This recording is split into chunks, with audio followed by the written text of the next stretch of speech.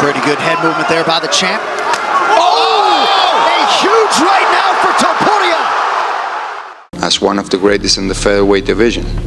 And they're gonna remember me too, as they're gonna remember Jose Aldo in the division. Somewhere in the UFC's legal department right now, there is a document with Ilia Topuria's name on it. It's not a contract offer, it's not a promotional schedule, it's a stripping notice. And the only thing standing between Topuria and losing everything he spent his entire career building is whether or not he shows up to a press conference and picks up a pen. This is not a rumor. This is not MMA Twitter speculation. This is the most serious champion crisis the UFC has engineered since they threatened to strip Jon Jones. And the fallout is going to reshape the entire featherweight division for years. But before we get to Dana White's nuclear option, and we will get there, I promise, you need to understand exactly how Ilia Topuria walked himself into this corner. Because the story of how a man goes from the most dominant featherweight champion on the planet to sitting outside the main event of UFC Freedom 250 is one of the most revealing case studies in fighter power dynamics the sport has ever produced. And it starts not in the octagon, but in a boxing ring that Topuria has never actually stepped inside. Let's go back 18 months. Ilia Topuria just knocked out Alexander Volkanovski in the second round. Clean, calculated, absolutely devastating. One of the most technically precise title-winning performances in featherweight history. Overnight, he becomes a global star. Georgian president receptions, Spanish arena sellouts, Forbes features, brand deals, the whole machine. And here is where the story gets interesting, because Topuria didn't just become a champion. He became convinced that he had arrived at a level where the UFC needed him far more than he needed the UFC. Now, that instinct isn't crazy. Some fighters genuinely reach that leverage point. But what Topuria may have miscalculated is how early he decided to act on it. The boxing talk started small. A comment about Ryan Garcia here, a quote about bigger money there. The kind of noise every new champion generates when the media starts asking about crossover fights. But then it stopped being noise. Topuria began making specific, public, repeated demands for a boxing match with Ryan Garcia. He wasn't hinting. He was campaigning. He was telling anyone with a microphone that his future was in the boxing ring, and that the UFC was going to have to get in line. Now, and here's the part that matters. There is actually real money in that conversation. Boxing's elite generate 50, 60, sometimes $100 million in a single night. UFC champions, even decorated ones, rarely see 8 figures in guaranteed money per fight. So the financial logic isn't wrong. But there's a problem with Topuria's version of that logic. And the problem has a name. It's called the Champion Clause. Here is what most fans don't fully understand about UFC contracts, and what makes the situation so much more complicated than it looks on the surface. When a fighter becomes UFC champion, the Champion Clause activates. That clause allows the UFC to extend a fighter's contract indefinitely, past the original expiration date, for as long as that fighter holds the belt. Which means Ilia Topuria cannot simply walk out the door when his deal runs out. He cannot go box Ryan Garcia. He cannot negotiate with any other promotion. He cannot make any major commercial fight happen without the UFC's cooperation. And right now, the UFC is not cooperating with anyone who spends their press conference time announcing their boxing ambitions before signing their next mandatory bout agreement. So how did we get from boxing ambitions to a stripping ultimatum? This is where it gets dark. According to reports that have leaked out of the UFC's promotional circle, Topuria's camp submitted a set of financial demands before signing the bout agreement for UFC Freedom 250, the main event. Topuria defending his belt against Justin Gaethje on June 14th in Washington, D.C. Those demands include a flat multi-million-dollar guaranteed payout, separate from the standard fight purse structure, and assurances that the UFC will cooperate with a future boxing crossover negotiation. Dana White's response was characteristically brief. Show up to the press conference, sign the paper, or lose the belt. That's the ultimatum. No counteroffer, no mediation.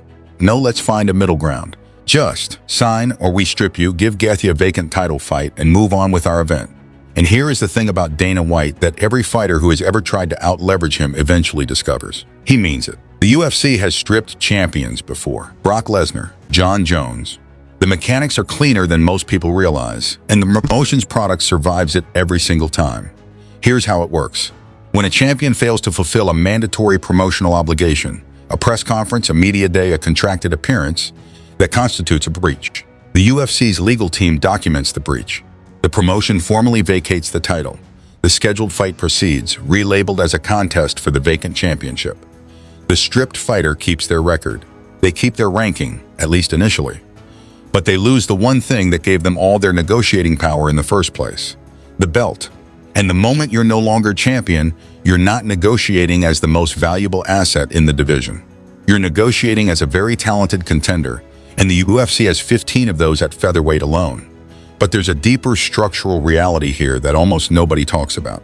And once you understand it, you understand why Dana White can afford to make this ultimatum with zero hesitation. The UFC is not just a promotion. It is the only real buyer in the market for elite MMA talent. There is no second UFC. Bellator is gone. PFL is growing, but it's not the same gravity. One championship is dominant in Asia, but it's not a global American sports property. This is what economists call a monopsony, one buyer, enormous power over price and terms. If Topuria gets stripped, burns his UFC relationship and boxes Ryan Garcia, he might make real money. But he gives up the global MMA legacy, the title shot queue, and the entire commercial infrastructure the UFC spent years building around his name. The cage is the only place that truly validates a mixed martial artist at the elite level. And Topuria knows that, which is what makes the next move so critical. But here's the part of this story that I haven't told you yet, the part that actually makes Topuria's position the most dangerous it's ever been. Because Dana White doesn't just have a legal strategy, he has a replacement. And the replacement is perfect. Justin Gaethje has already signed his contract. Let that land for a second. While Topuria's camp is running financial calculations and negotiating leverage they may not actually have, Justin Gaethje, the man waiting to fight him, signed his bout agreement, showed up to every media obligation, and has been in training camp. Gaethje is in many ways the UFC's ideal fighter, not because he's the most technical, not because he has the largest following, but because Justin Gaethje has never once put the business of a fight above the fight itself. He shows up, he signs, he bleeds, he sells tickets. And that makes him an almost perfect weapon in Dana White's hands right now. Because here is the commercial reality that destroys Topuria's leverage in one sentence.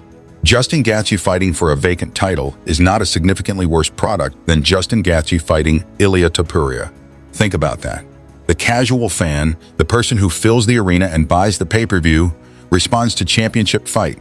They respond to the phrase fighting for the belt. They respond to Justin Gaethje's face and his blood and his relentless pressure. The name above the vacant belt is secondary to the spectacle below it. Gaethje is also arguably the perfect main event for Washington, D.C. specifically. He's blue-collar. He's American. He's from Safford, Arizona, and he has fought like every fight was his last for his entire career. In a city built on grit and political theater, Gaethje is the kind of athlete that sells itself. And while Topuria's team is in a hotel room somewhere arguing contract language, Gaethje is getting ready to fight. Every hour that passes, every training session Gaethje completes, every media hit he does promoting a fight that Topuria isn't officially in, Topuria's leverage shrinks. Which brings us to the question this whole situation ultimately comes down to. Is Ilia Topuria playing smart financial chess, or is he about to make the most expensive mistake of his career? The case for smart chess is real, and I'm not going to dismiss it. Topuria is young, unbeaten, genuinely globally marketable, and operating in a moment where the MMA boxing crossover is generating real cultural heat. If he can use this standoff to extract a fundamentally better long-term deal, more guaranteed money, contractual boxing carve-outs, improved promotional revenue splits, then this calculated aggression could pay off significantly over the arc of his career. Champions who never push back often leave hundreds of millions of dollars on the table over the course of a decade. Topuria clearly knows this.